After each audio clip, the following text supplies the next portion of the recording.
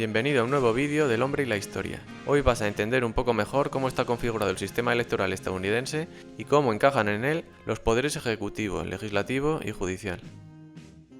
En Estados Unidos casi todos los cargos políticos y de la más alta judicatura salen de las urnas, aunque con una elección representativa bastante indirecta, casi más propia del siglo XIX que de sistemas más contemporáneos. El sistema electoral de Estados Unidos es complejo. Se basa en una combinación de elecciones populares y en el colegio electoral, un mecanismo que determina la elección del presidente. El poder ejecutivo estadounidense es depositado a través de las votaciones presidenciales en uno de los candidatos a la presidencia. La Casa Blanca es la residencia del presidente de Estados Unidos. El presidente elige a su posible futuro vicepresidente antes de las elecciones, y es a partir de los comicios que se presenta su futuro gabinete de gobierno, así como una serie de altos funcionarios y asesores que le ayudan en sus tareas de gobierno. El vicepresidente de Estados Unidos es una figura poderosa, que tiene el deber de limitar el poder del presidente si éste se extralimita. También es el vicepresidente quien preside el Senado. El poder legislativo estadounidense reside en el Congreso de Estados Unidos, cuya sede física es el famoso Capitolio de Washington, D.C. Este es un congreso bicameral, se divide en dos cámaras. Una es la Cámara Alta, o Senado, formada por 100 senadores, eligiendo cada uno de los 50 estados a 2 senadores. De este modo, la mayoría absoluta queda en 51. Este órgano legisla sobre leyes de ámbito más territorial que afectan a los estados.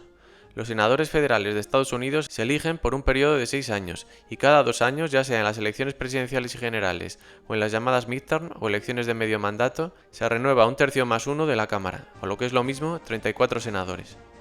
Y por el otro lado está la Cámara Baja, o Cámara de Representantes, que es similar al Parlamento de España y otros países, siendo el principal órgano legislador. Está conformada por 435 representantes. Los miembros de la Cámara de Representantes, por su parte, son elegidos por un periodo de 2 años. Igual que en el caso del Senado, la Cámara se renueva cada 2 años, coincidiendo con las presidenciales o las midterm. Pero en este caso lo hace enteramente, no solo un tercio. Los representantes pueden renovar su cargo a los 2 años y reciben el apoyo de los electores. Esto les obliga, en teoría, a tener muy atendidos a los votantes. El primer martes de noviembre, tras el primer lunes del mes, los ciudadanos de todo el país acuden a las urnas para votar en las elecciones más importantes de la nación. Aunque en todos los lados se vota a un candidato presidencial, no en todos los estados se vota únicamente eso. Por ejemplo, en este 2024, el día 5 de noviembre, se votará también a 5.800 legisladores estatales, los gobernadores de 11 estados y algunas leyes de ámbito estatal. En las midterm o elecciones de medio mandato también pasa algo similar, siendo la principal diferencia de estas con las presidenciales que en las presidenciales también se elige el presidente, pero siendo similares en todo lo demás. Asimismo, como ya hemos comentado, la elección del presidente no es directa, sino que el ciudadano vota a los delegados o compromisarios de la Cámara de Representantes y de un tercio del Senado, que son quienes en última instancia votarán por un candidato presidencial u otro. Estos, por lo general, lo harán siguiendo el mandato de los electores que han depositado su confianza en ellos, en tanto que, se supone, que uno de los dos partidos en liza los ha seleccionado a ellos por su compromiso con el partido en cuestión. Todos los años, por norma general en enero, el presidente de Estados Unidos debe dar un discurso sobre el Estado de la Unión en una sesión conjunta para todo el Congreso. Deben asistir todos los senadores y representantes de ambas cámaras. Además de un discurso solemne de entre 4 y 8 minutos, el presidente y su gabinete de gobierno aprovechan para presentar las propuestas para el nuevo año. Además del presidente de forma indirecta, a los miembros de estas dos cámaras del Congreso, y en algunos casos a otros posibles políticos de ámbito estatal, en las elecciones los ciudadanos eligen a 6 delegados para el Congreso. Estos representan a 6 territorios vinculados o asociados a Estados Unidos, que por alguna razón no son estados federales de pleno derecho. Los delegados en el Congreso de Estados Unidos representan a territorios y áreas que no son estados, básicamente Washington, D.C., Puerto Rico, Guam, las Islas Vírgenes, la Samoa Americana y las Islas Marianas del Norte. Aunque su rol es limitado comparado con el de los miembros plenos del Congreso y no tienen derecho a voto, tienen algunas funciones importantes como representar a sus territorios, poder presentar proyectos de ley o participar de los comités de redacción de leyes. Yendo al ámbito de la justicia, que es el tercer y último de los 3 poderes que nos queda por comentar, el máximo órgano del Poder Judicial estadounidense tiene como función evaluar las leyes de los legisladores y las acciones y decretos ley del presidente. El alto poder judicial es un pilar importante de la democracia estadounidense y tiene un gran poder a la hora de poner y quitar leyes, decidir sobre la constitucionalidad de estas, etc. Este poder se divide en 2 órganos, el Tribunal Supremo de Estados Unidos, cuyos cargos son vitalicios y nombrados por el presidente de turno cada vez que hay alguna vacante, y los distintos tribunales federales. Para terminar esta sección del vídeo, solo queda añadir que los tres poderes de la nación están sometidos a la Constitución estadounidense de 1787 y a sus 27 enmiendas posteriores.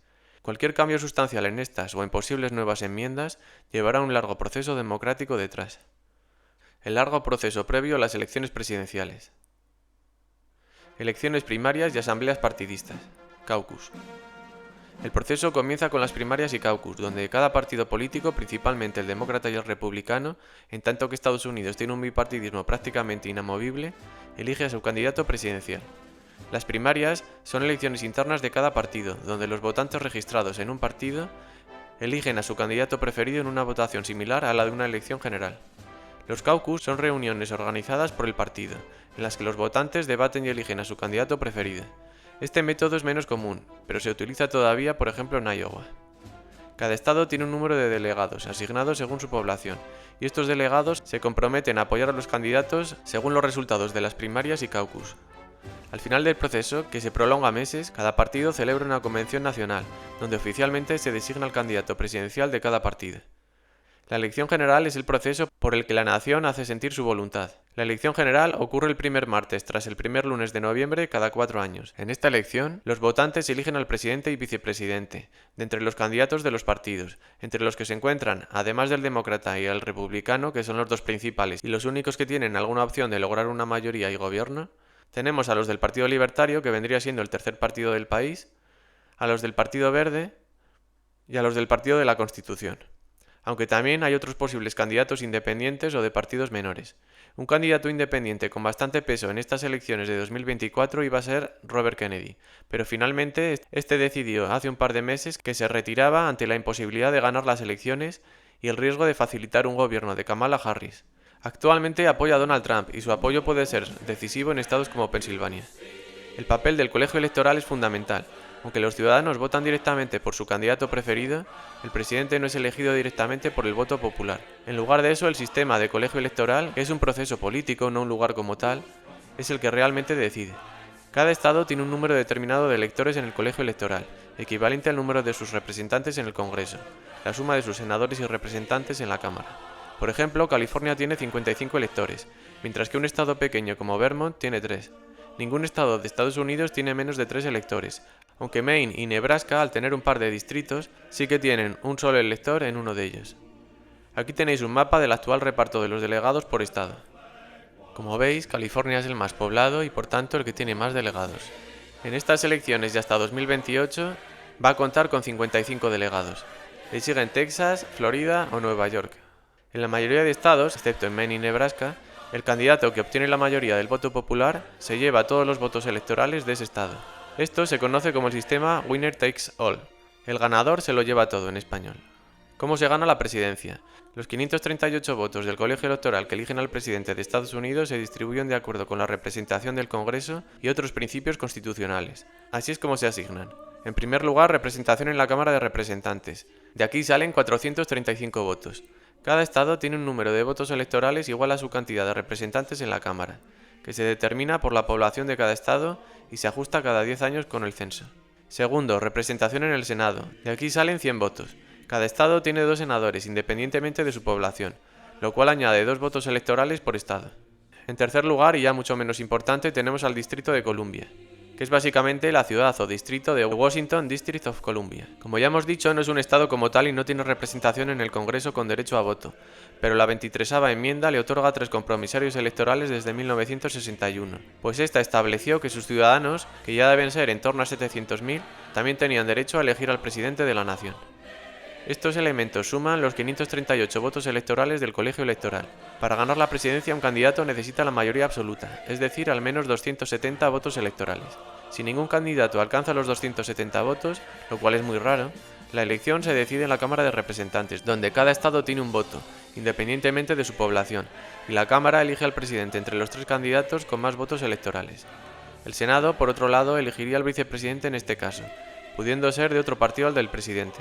El sistema del colegio electoral intenta balancear los intereses de los estados pequeños y grandes, asegurando que todos tengan influencia. En algunas elecciones un candidato puede ganar el voto popular a nivel nacional, pero perder en el colegio electoral, como ocurrió en el 2000 y en el 2016. Esto ha generado debates sobre si el sistema realmente representa la voluntad popular. Al final de la noche electoral se suman los votos electorales de cada estado. El candidato que obtenga al menos 270 gana la elección presidencial, aunque también podría llegar a pasar que los delegados no votasen por el candidato que los ha asignado, pero eso es algo que no suele ocurrir. También hay que tener en cuenta que esto es algo que algunos estados no permiten directamente por ley. El actual sistema americano hace que ciertos estados, llamados estados péndulos o swing states, como actualmente pueden ser Nevada, Pensilvania o Michigan, tengan una gran importancia, porque el resultado allí puede decidir de forma determinante la elección. Fechas clave en el proceso presidencial. El martes, tras el primer lunes de noviembre, se celebran las elecciones presidenciales. Cerca de 240 millones de estadounidenses adultos con derecho a voto están llamados a las urnas en este 2024. El 17 de diciembre, los grandes electores de cada estado votan para elegir al presidente de la Unión, y lo normal es que no haya sorpresas respecto a los resultados de la noche electoral. El 6 de enero del siguiente año se hace el recuento de votos de los 538 grandes electores en el Congreso. Gana el que tenga 50 más 1. Es decir, 270 compromisarios. El 20 de enero del siguiente año, en este caso de 2025, tomará posesión el nuevo presidente de la nación estadounidense. A los estadounidenses que estáis viendo este vídeo, os animo a votar el próximo día 5. Y al resto agradeceros haber visto el vídeo hasta el final y os animo a comentar, dejar like y suscribiros al canal. Muchas gracias.